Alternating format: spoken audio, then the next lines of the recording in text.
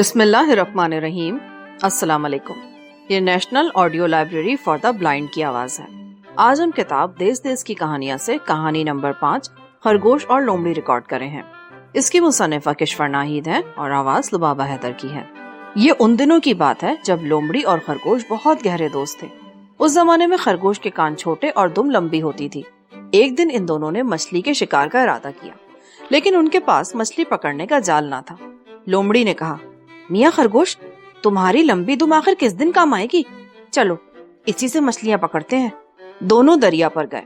خرگوش کنارے پر اس طرح بیٹھا کہ اس کی دم دریا کے اندر تھی۔ اب وہ اس بات کا انتظار کرنے لگا کہ جو ہی کوئی مچھلی اس کی دم کو پکڑے وہ اسے باہر گھسیٹ لے۔ چالاک لومڑی کنارے سے ذرا ہٹ کر آرام سے بیٹھی ہوئی تھی۔ تھوڑی دیر بعد خرگوش کو ایسا معلوم ہوا جیسے کسی نے اس کی دم پکڑ لی ہے۔ اس نے لومڑی سے کہا، بی لومڑی، ایک بہت بڑی مچھلی میری دم سے لپٹ گئی ہے۔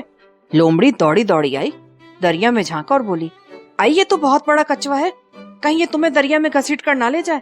ہائے ہائے، مجھے سہارا دو، مجھے پکڑو بھی لومڑی، نہیں تو میں دریا میں گر پڑوں گا۔ خرگوش چیخا۔ لومڑی نے جھٹ خرگوش کے دونوں کان پکڑ لیے اور گھسیٹنے لگی۔ ادھر کچوا اپنی پوری قوت سے خرگوش کی دم گھسیٹ رہا تھا اور ادھر لومڑی اس کے کان پکڑ اسے اپنی طرف کھینچ رہی تھی۔ آخر لومڑی نے خرگوش کو پانی سے باہر نکالا، مگر یہ کیا ہوا؟ خرگوش کے کان کھینچنے سے بہت لمبے ہو گئے تھے اور ادھر کچوا اس کی آدھی دم کاٹ کر لے گیا تھا۔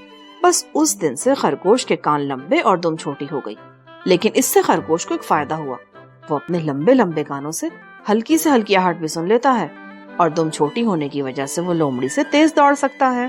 افریقہ کی کہانی۔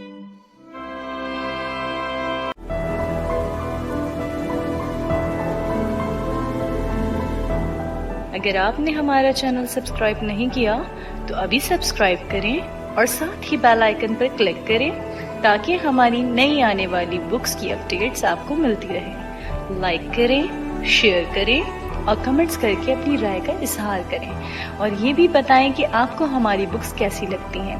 مزید معلومات اور ڈسکشن کے لیے ڈسکرپشن میں دیے گئے لنک پر کلک کر کے ہمارا واٹس ایپ گروپ جوائن کریں۔ شکریہ۔